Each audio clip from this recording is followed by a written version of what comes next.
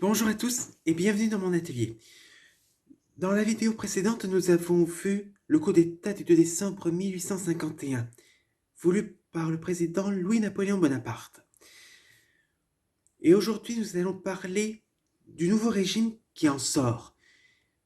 On ne le sait pas encore à ce moment-là, mais on va vers le rétablissement d'un régime impérial. Donc aujourd'hui, notre atelier va parler du Second Empire. On a trois grandes périodes. La période autoritaire, dans laquelle l'empereur exerce tout son pouvoir et son autorité exécutive pour installer la politique voulue, histoire de réformer en profondeur le pays et installer son régime. Deuxièmement, on a une libéralisation de l'Empire. Et troisièmement, la période dite d'Empire libéral, avec une nouvelle constitution. Avec le coup d'État du 2 décembre 1851 et son plébiscite le 21 décembre suivant, Louis-Napoléon Bonaparte instaure un régime vertical, autoritaire, permettant d'affirmer son pouvoir et de mener les réformes telles qu'il le souhaite. À l'issue de ce coup d'État et de ce plébiscite, il rédige et fait rédiger une nouvelle constitution qu'il fait passer par référendum en janvier 1852. Cette nouvelle constitution est adoptée et s'inspire des idées bonapartistes. On instaure un pouvoir exécutif fort, avec un mandat présidentiel qui dure une dizaine d'années. C'est le début de la République décennale. Décennale dans le sens des 10 ans de mandat présidentiel. Le président nomme ses ministres, qui ne dépendent que de lui, pas du Parlement. Il nomme également les sénateurs et le Conseil d'État. La Chambre des députés existe et elle est élue au suffrage universel direct. Donc on revient à une chambre bicamérale, un parlement bicaméral, excusez-moi. Cette chambre des députés est appelée corps législatif, élu au suffrage universel, mais que le président peut dissoudre à tout moment. Sans compter que les élections législatives sont organisées avec des candidatures officielles, c'est-à-dire autorisées par le régime, par le président de la République décennale.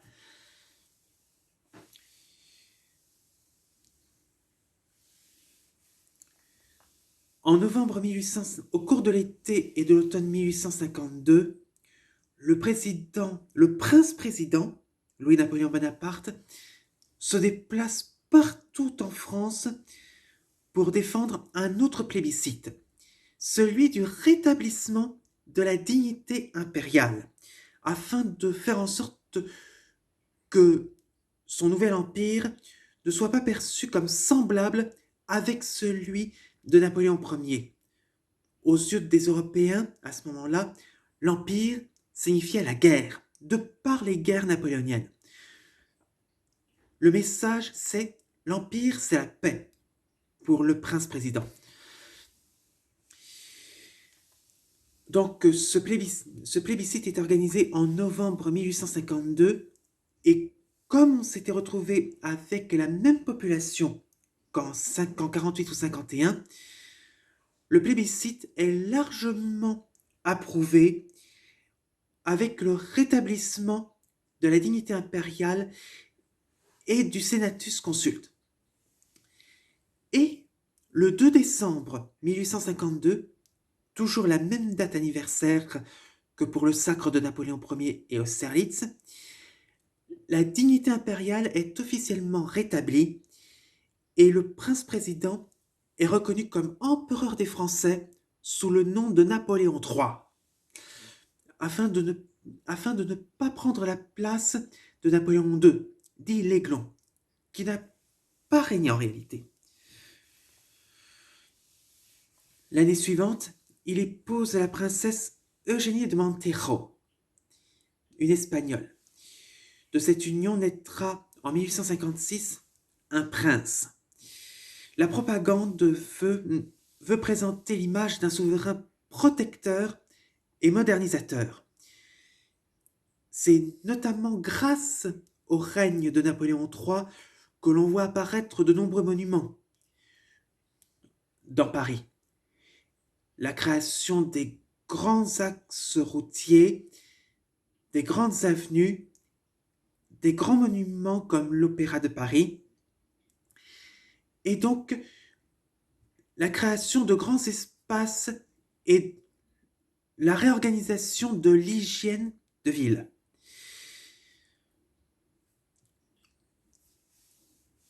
Pour le régime, Napoléon III appuie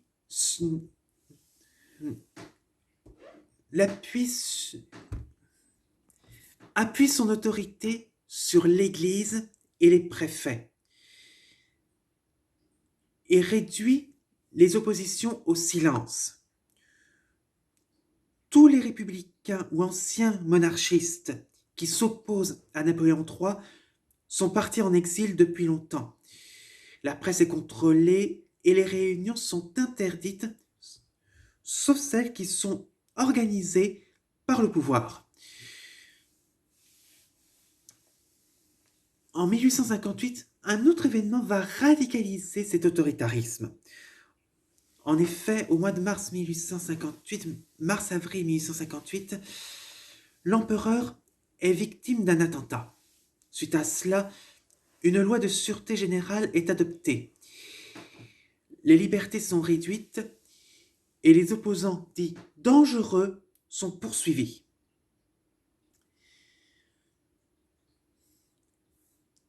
C'est à partir de ce moment-là qu'avec l'organisation de ces élections, avec les candidatures officielles, la majorité est strictement réservée aux bonapartistes de 1852. Mais, à partir des années de 1860, la situation politique va évoluer. Donc, à partir de 1863, en effet, l'Empire se libéralise. Tout régime personnel dépend de son chef, comme on peut le voir avec le Premier Empire de Napoléon Ier.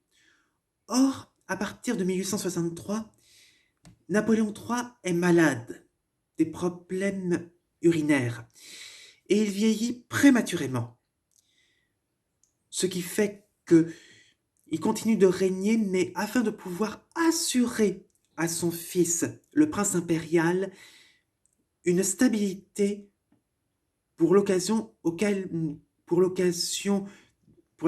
il aurait l'intention d'abdiquer en faveur de son fils quand celui-ci serait en âge.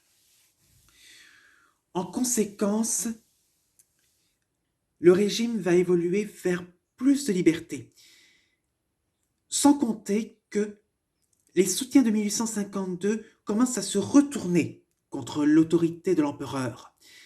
Les catholiques notamment pour la guerre en Italie. En effet, dans les années 1850, Napoléon III soutenait la politique romaine et le pape.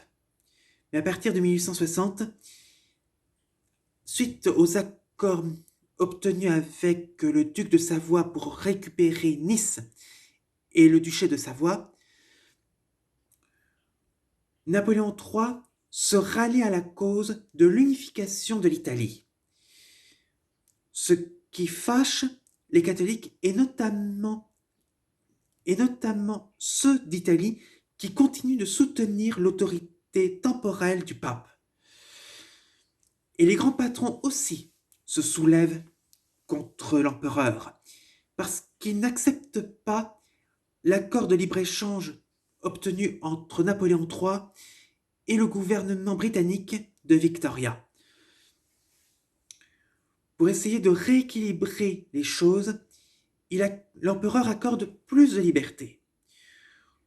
En 1860 et 1867, des réformes de politique libérale ont lieu au niveau institutionnel. De nouveaux pouvoirs sont accordés au Parlement. À partir de 1860, le Parlement a désormais le droit de s'adresser à l'empereur.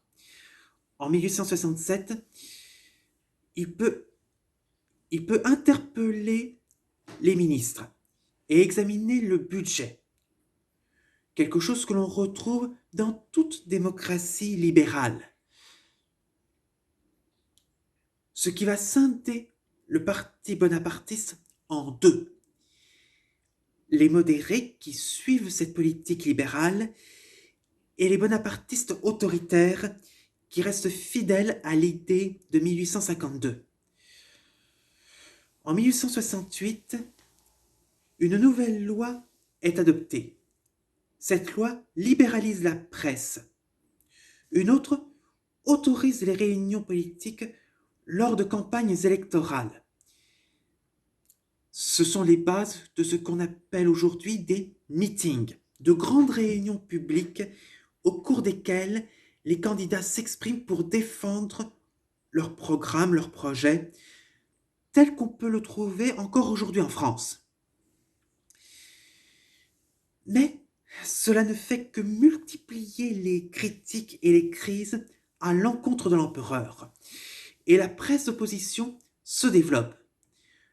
Presse bonapartiste, presse royaliste et surtout la presse républicaine. Le républicanisme progresse.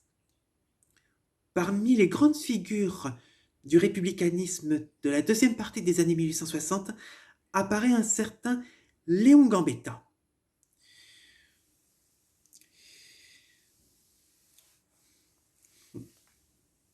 Donc, le ministre d'État, un certain Rouet, très influent dans les années 1860, tente de limiter la portée de la libéralisation de l'Empire, afin de chercher à maintenir le régime en place, malgré tout.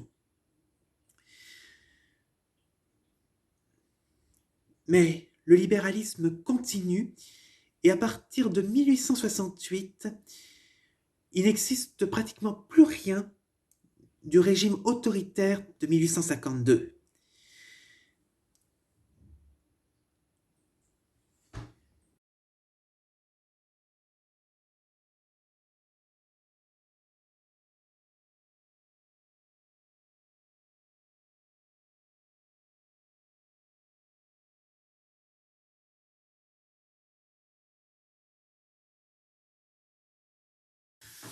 En 1868, le régime s'est libéralisé, même jusque dans la Constitution. En effet, en 1868, un nouveau plébiscite est imposé et une nouvelle Constitution est à l'ordre du jour. Par ce plébiscite, on adopte une nouvelle Constitution qui fait que l'Empire devient officiellement libéral. L'organisation du pouvoir est telle que l'empereur exerce toujours le pouvoir exécutif, mais le pouvoir législatif devient indépendant. Les élections législatives de 1869, donc, qui suivent cette nouvelle constitution, voient la victoire des bonapartistes libéraux et l'élection de députés républicains dans les grandes villes, ce qui illustre que les grandes villes sont désormais acquises à l'idée de proclamation de la République. En juillet 1869, les initiatives parlementaires sont accordées au corps législatif et on nomme Émile Ollivier à la tête du gouvernement. Depuis déjà quelques années, Napoléon III, qui autrefois exerçait directement le pouvoir en tant que chef de l'État et chef du gouvernement, avait légué la place de chef du gouvernement à un fidèle. Avec Émile Ollivier, on entre vers une politique bonapartiste libérale, complètement. Le 2 janvier 1870, une commission sur la décentralisation et la liberté de l'enseignement supérieur est instaurée. Et là, une décision formelle qui met fin à toute trace d'autoritarisme de 1852. La candidature officielle est strictement abolie, ainsi que la loi de sûreté. Ce qui fait que, aux yeux de l'empereur, le régime impérial est établi dans les principes. Mais on a la guerre à côté. Suite à la pression exercée par le chancelier prussien Otto von Bismarck sur les décisions politiques en Europe, notamment sur l'élection d'un nouveau monarque en Espagne, Napoléon III est obligé de déclarer la guerre à la Prusse au cours de l'été 1870. Sauf qu'avec la libéralisation, Napoléon III s'est retrouvé avec une opposition radicale des députés républicains, ce qui fait qu'il n'a pas été en mesure de préparer convenablement son armée.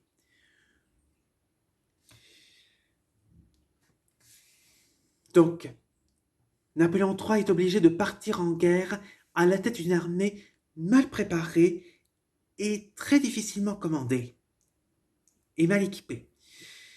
Il laisse la régence à son épouse. Mais au cours de l'été, juillet, août, septembre 1870, la France connaît une succession de revers. Et le gouvernement libéral de 1869 est renversé au profit d'un gouvernement bonapartiste autoritaire, tel qu'il existait dans les années 1850, ce qui est soutenu par Eugénie. Le 2 septembre 1870, à Sedan, Napoléon III subit une très lourde défaite et doit se constituer prisonnier auprès de l'armée prussienne.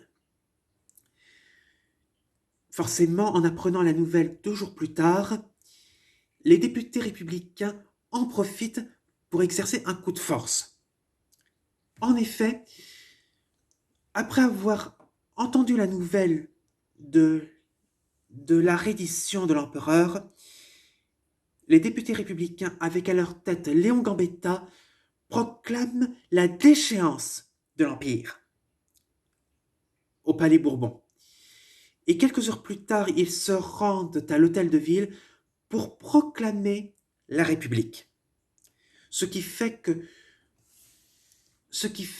Napoléon III, prisonnier, est officiellement déchu. Il n'abdiquera qu'en 1871, sans que ça n'ait réellement d'effet.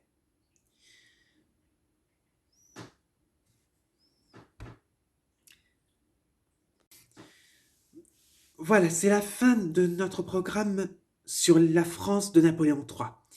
J'espère que cette vidéo vous aura plu et je vous donne rendez-vous pour d'autres vidéos sur la modernisation de l'économie et d'abord sur la politique internationale française en Europe. Comme ceci, nous allons voir plus en détail comment Napoléon III est intervenu dans les affaires de l'Europe et comment ça s'est effectué en actes. N'hésitez pas à donner des commentaires, à vous exprimer, à donner un pouce bleu si cela vous plaît, et surtout à vous abonner. Ça fera plaisir et ça vous permettra de rester au courant des prochaines vidéos et de ne pas manquer la suite du programme. Et je prévois éventuellement d'autres vidéos sur des personnalités, comme je l'ai dit dernièrement. À très bientôt.